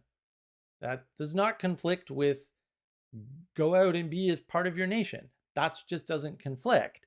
The reason maybe why people think it conflicts is because they think you have an identity. And if you have an identity, scale doesn't apply, right? I mean, you gain equality doctrine and you destroy reality, existence, the world, meaning, everything. Like technically, I'm just gonna say technically. That's what it would happen in a computer simulation. I know because I built one. It's not that hard. We used to do that everybody was building computer simulations for these sorts of things. It happens in math. Like it really is a mathematical certainty, if you will. So yeah, you can't confuse those two scales, right? You need both. At scale, when you're talking about groups, nations are appropriate. It's not that we need a different story. We just need to use the language correctly. And I kind of learned this when I went to Ireland. Of all the things to learn while you're like vacationing basically and going to a wedding in Ireland. Thank you, Adam. And Julia, lovely woman. I think it was the 1919, man, that's a big year in history, isn't it?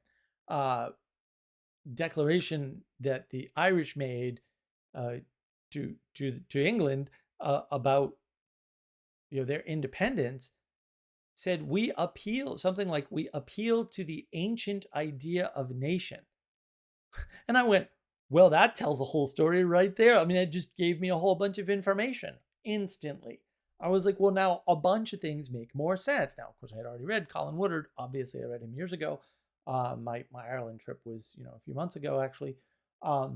So what insight did that give me? Oh, they realized, the Irish, in the early 1900s, that the word nation was being misused relative to how it had been used. Right. And so the Irish were saying, listen, we're a nation because we're an ethnicity, a coherent ethnicity, and we don't want you ruling over us. We want to be a nation, which is perfectly biblically consistent, according to what Mary just said, right? What isn't that interesting? Yes, that's the old definition of nation. That's why when Colin Woodard says the United States is a federation of nations, in other words, it's a federation of ethnicities that have decided to get along somehow. We can argue about why the freaking lines are so poorly drawn in the States, so they don't quite reflect this very well, which is also in his book to some extent, if we want, but it's actually really important that we understand. And no, you just redefine nation and understand that you have multiple identities and that scale is real and important and that these different parts of the Bible are talking about different scales, like explicitly. Old Testament, large scale. New Testament, small scale. It's that simple, guys. There's no conflict between the two. They're just talking at different scales about the same thing.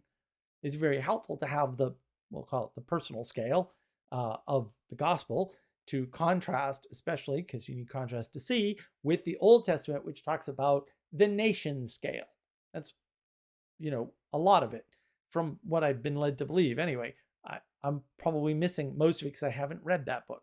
All right. But that's how, that to me should tell you something. Wait a minute. You can derive all this without reading that book. Yes, you can. Well, that book must be pretty right. I did the same thing, been doing the same thing for my whole life with Plato and Aristotle. People go, oh, Plato said that same thing. I'm like, well, I should hope so. Plato derived it. Why can't people after Plato derive it? Presumably they have all the same tools. Plato must be right. It's not that hard. So that's important to understand. These aren't conflicts. This isn't hard. You don't have a single identity. and the scale matters. And once you realize you're just talking about two different scales, but you're just talking about the same thing, that gets back to this self-similar fractal pattern of reality. In the self-similar fractal pattern of reality, you're talking about the same thing in the Old Testament as the New Testament, with no exception, in exactly the same way, but it looks different because it's a different fractal scale. Period. End of state. See, resolve. Poof. Problem, which wasn't a problem, vanished. Completely gone. Creates other hardships and highlights the issue of discernment. The other thing that you kind of need to do is to understand there's no such thing as a Christian nation. The word Christian is just the worst possible term.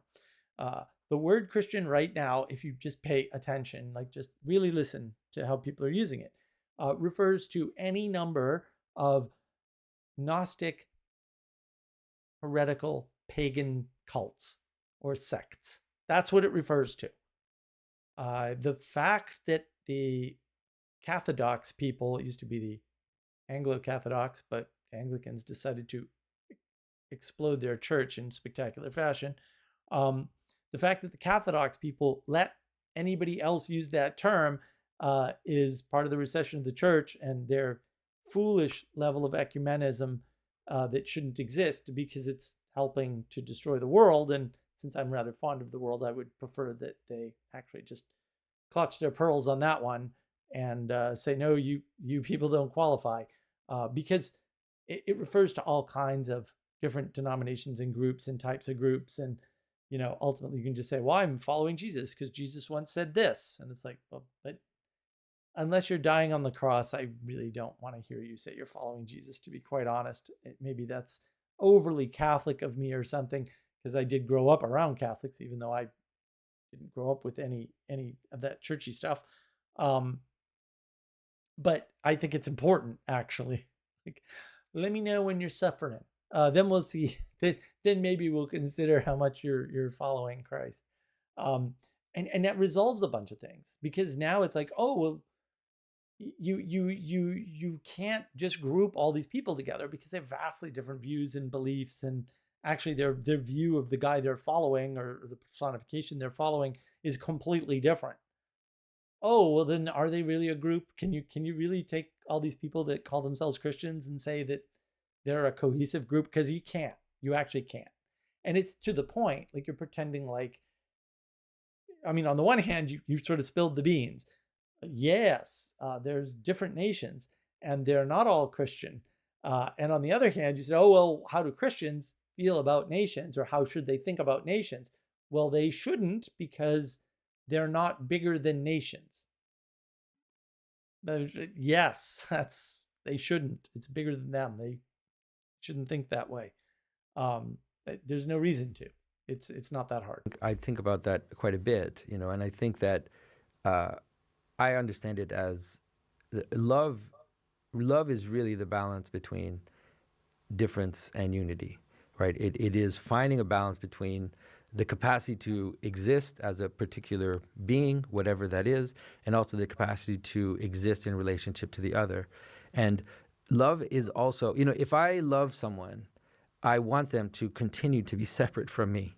That's something that people don't realize, because if you're not separate from me, then you're me. Right. And I don't love you, right? You just fuse with myself, and therefore love is always this play where we want to be close together, but I want you to remain separate, so that I can see you as the beloved, right? And so this is very important, and this is something that I think infuses all of Christian vision, right? There's a vision in the book.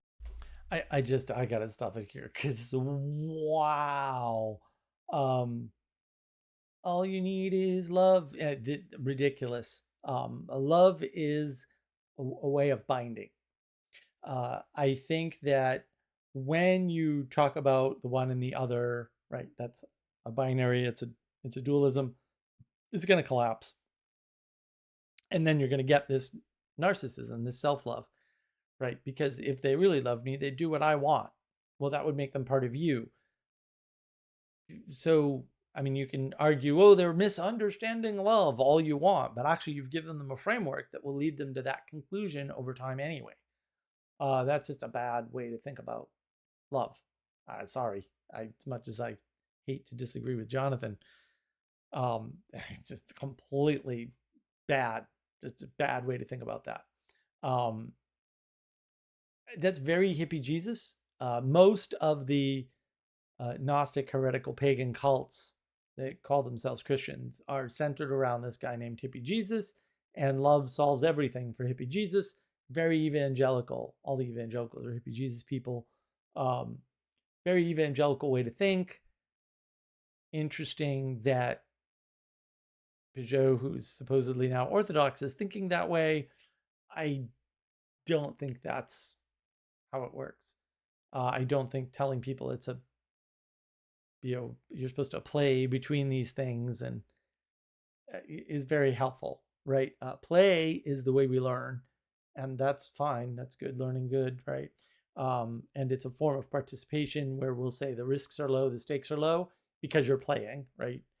And that's a much more healthy way to think about these sorts of things. And I don't think saying that fixes the one and the many. I certainly hope not. I certainly hope nobody thinks about the world as the one and the many. That's horrible. I mean, it's just ignoring scale, right? They're two distinct, different aspects of the world. Sometimes you have to like take care of yourself so that you can take care of others. Peterson talked about that.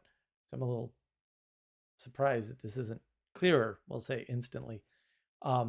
So yeah, I don't subscribe to any of this. I think this is not healthy. Of Revelation, which is in some ways the vision of the last thing, the vision of the kingdom of heaven fully revealed. What does that look like?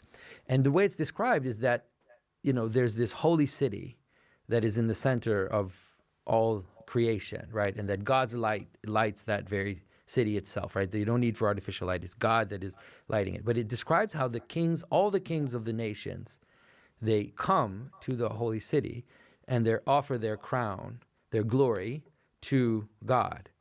And so what's interesting about that is that it means that the nations don't cease to exist. It means that the nations come in service of something that is higher to them. And if they do that, then they can exist in a type of love with others. And I think that that's really the way of understanding how Christianity should deal with these issues, both personally, but then also in terms of our families and in terms of our societies. That is, the rejoicing in someone's difference is to know that they're different. I can have a great admiration for Sufi poets and a great admiration for some of the great contributions that Islamic art, has brought. But I'm not a Muslim, and I don't have to be, and I won't. But that distance can help me appreciate things in its proper place and know also the hierarchy between who I am. I can appreciate how my neighbors are raising their children, but I don't have to do the same. I can respect that. I can have and I think that that's the way to understand all of it. The idea that nations should accept unlimited strangers is ridiculous. It's ridiculous in every way. The idea that this is even a taboo has to be the end of a kind of World War II problem, right? Which is because of World War II, understandably so, the notion of nation, the notion of identity has become highly suspect. The notion of place, the notion of home, all of these things have become dangerous, possible vector. And it's unconscious for many people, but there's like a little alarm bell that goes into someone that has fully bought into the World War II story, that when someone starts to talk too much about identity, especially if they represent, let's say, the people that started the war and created that war, then we become very, very nervous. But that's falling away. So we have to find the right balance right now. But for sure, the idea that because of the problem of identity, that we should simply drown it out, that doesn't lead to what you think it leads. It doesn't lead to everybody holding hands and being together. It strikes me. Wow. So there's a lot there. I don't actually, I didn't notice before how he segued into identity from contrast. Right. So it's harder to appreciate, we'll say, Orthodox art if you don't have a contrast of Muslim art. And I know there's quite a bit of blending there, but there's quite a bit of difference too, right? And of course, you could say the same for the Roman Catholic art, right? That contrasts with both of those even further, and that's what allows you to have an appreciation of them, right? And it also gives you an identity and a place, and this idea of respect, that's hierarchical. And yeah, immigration is not that hard. And the idea that our, we'll say, current definition of nation is breaking down or something is correct, I think, because that's not a World War II thing. See, this is where all this comes from. It comes from Napoleon. Napoleon starts that problem. Napoleon comes from, the breakdown from the Protestant catastrophe, and from Henry VIII, which I have videos on that. That's where that comes from, right? So post Napoleon, you get these attempts at redefining what kingship is. Emperor comes into play. Single titles, even though you're ruling over multiple nations and multiple lands, which wasn't a problem, or isn't a problem if you do it correctly. And then along comes Otto von Bismarck, and he just completely wrecks everything. And I've got a video coming up with Adam. It might be the last video I ever do with Adam. Unfortunately, I hope not, but he's going to be a busy boy soon, getting married and everything. We'll do that to you. That is huge. Like, that's absolutely huge, right? Otto von Bismarck is the one that starts the modern myth of Germany. There's no Germany before, like, what it is, 1850 something, whatever, middle of the 1800s. There's no Germany before that at all, even a little bit. I mean, there's a small region called Germania, but no one's ever talking about that before that time period. And then there's whatever happened with Prussia, which, again, I'll get into there. That's where that goes. That's where all that comes from. That's where we get the idea that we can just draw lines on a map, put a type of governance in, install some form of government and call it a country. It comes from that. It comes from Napoleon. It's sort of validated because Napoleon doesn't hold very long. It's validated by Otto von Bismarck, who in all other ways is a genius, right? And the Prussian experiment, which is what he's using to create Germany, is the Prussian experiment. He sort of swaps out Germany and Prussia.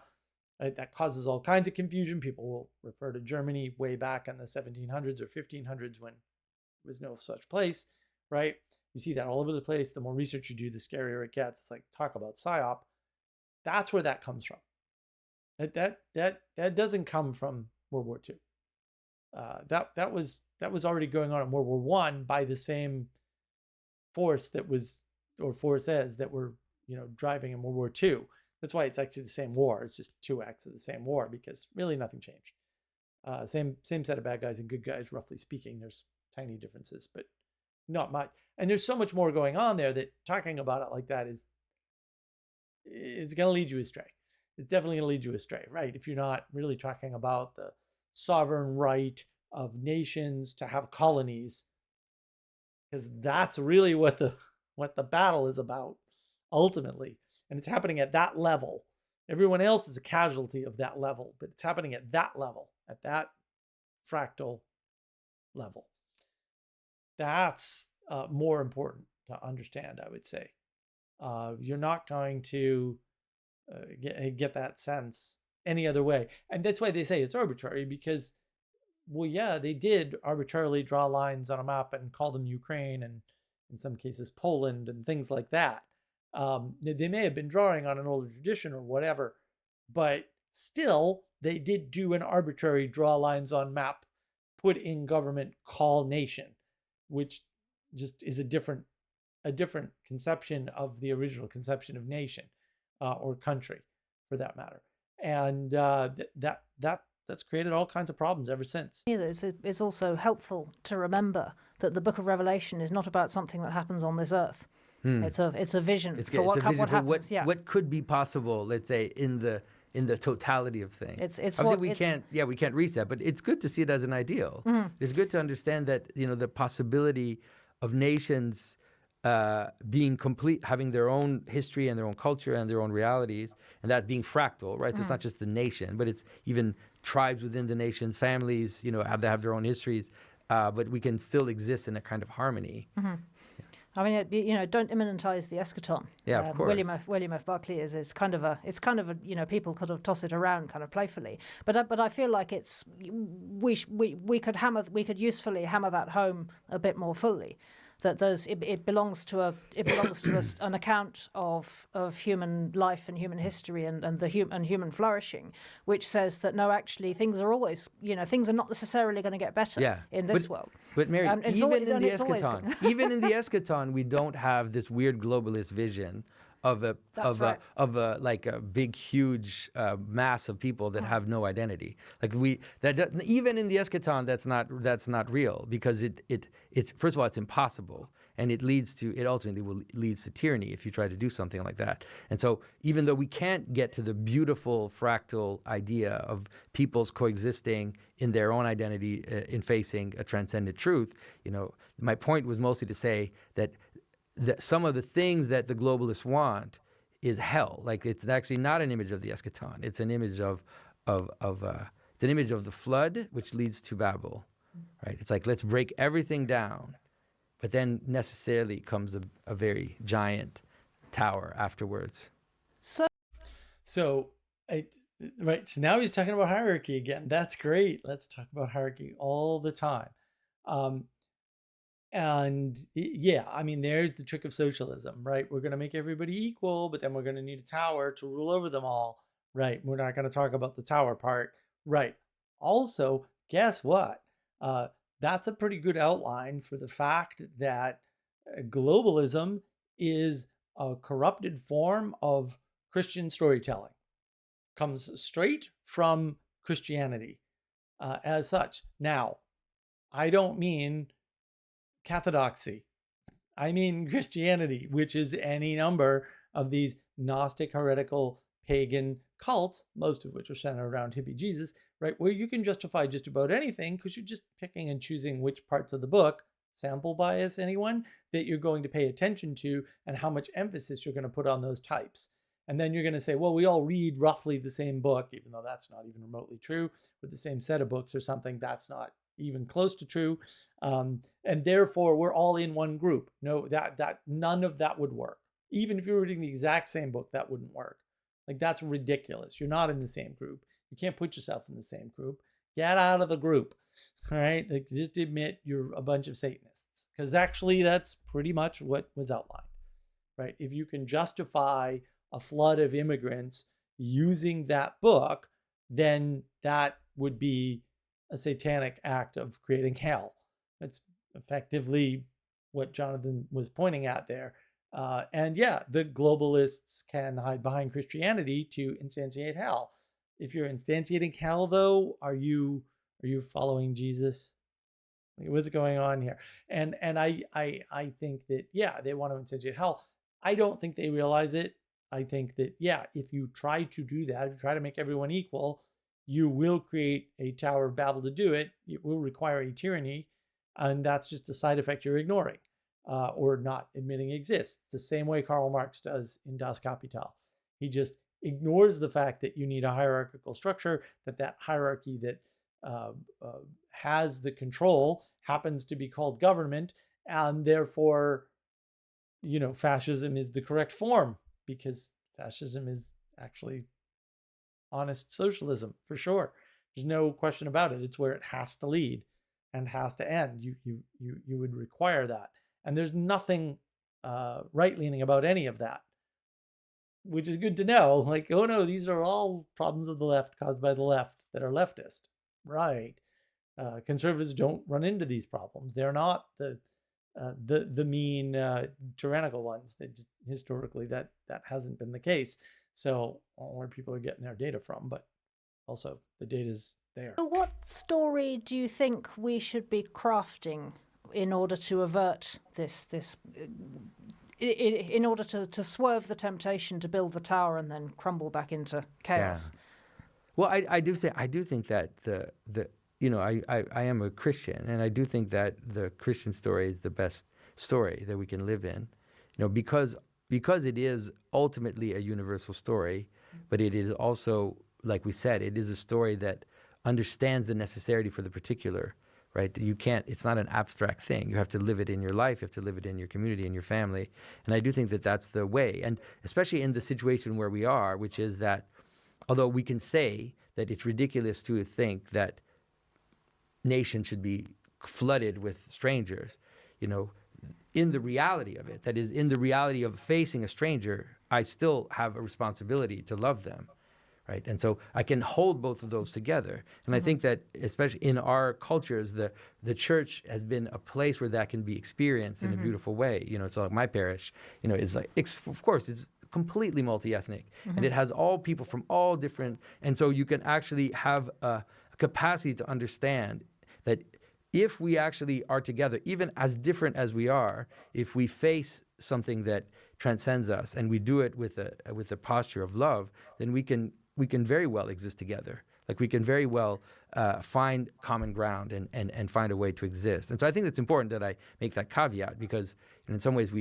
there's reaction against a certain way of thinking of the world, is not to say, okay, well, now we're just going to isolate ourselves and be completely broken off. No, we have to deal with the reality that we're in now and find a way to exist together, even though it's totally normal to think that this is a weaponized, this thing of just bringing strangers. And it's not even an ethnic thing. It's not a racial thing. It's just the idea that you wouldn't do it in your house. Like you can have guests, and maybe you can adopt one child, but you don't have 50 people in your house all the time.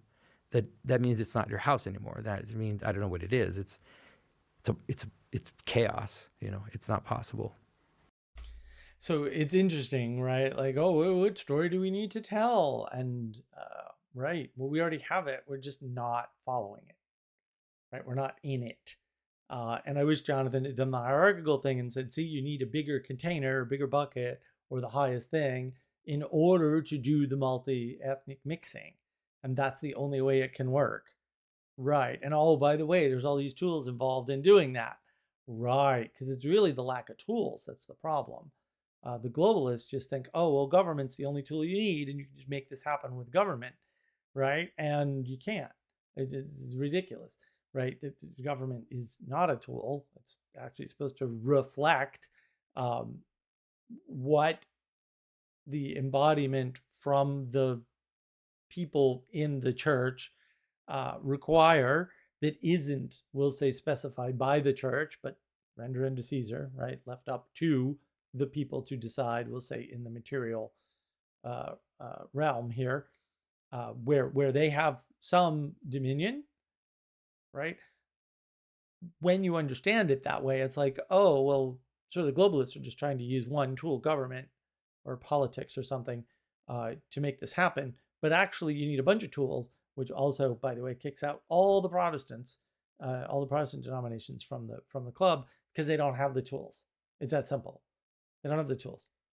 And, it brings us back to Cathodoxy, which does have the tools and has been having the tools. That's why it's lasted thousands of years. And everything else hasn't. It's not a magic trick. It's just the way it happened.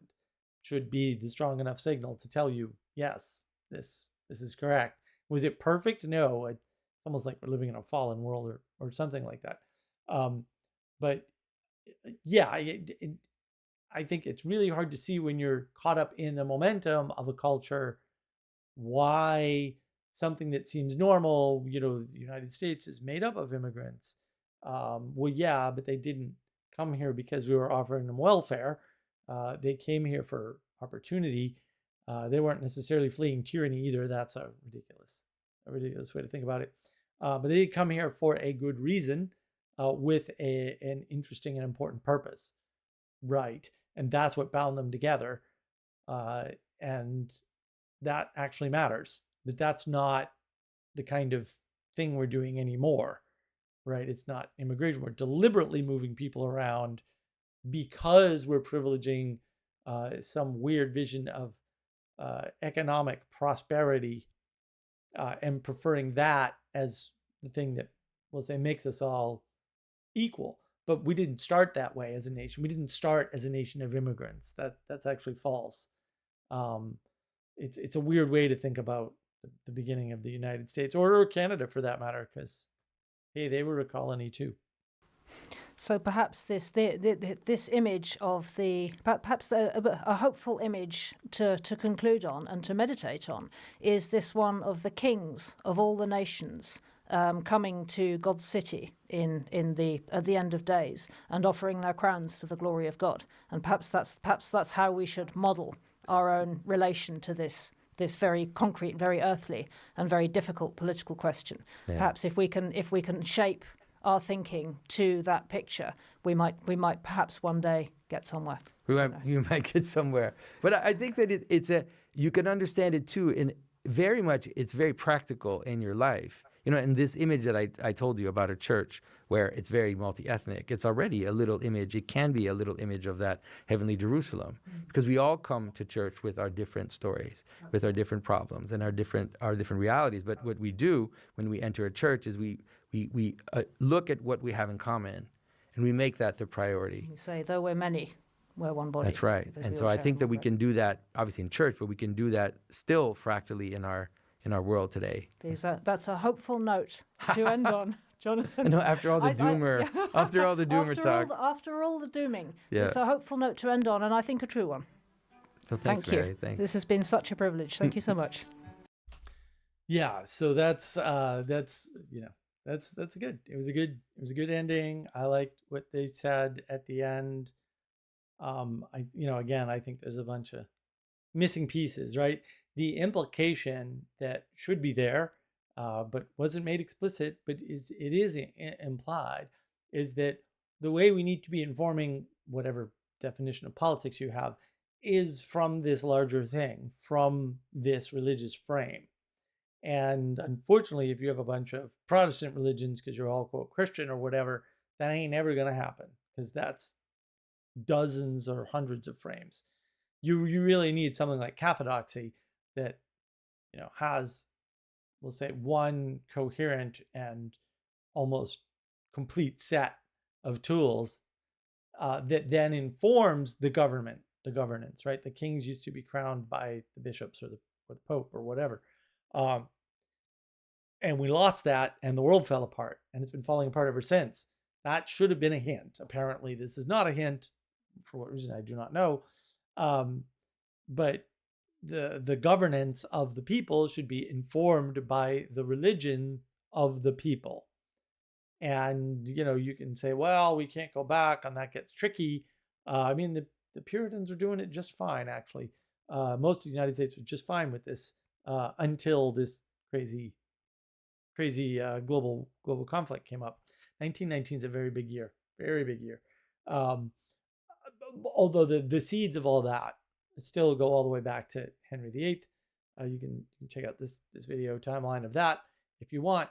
And listen, thanks to Ixnan, who I got him to give me some notes that he took of this particular conversation, and I found them very helpful.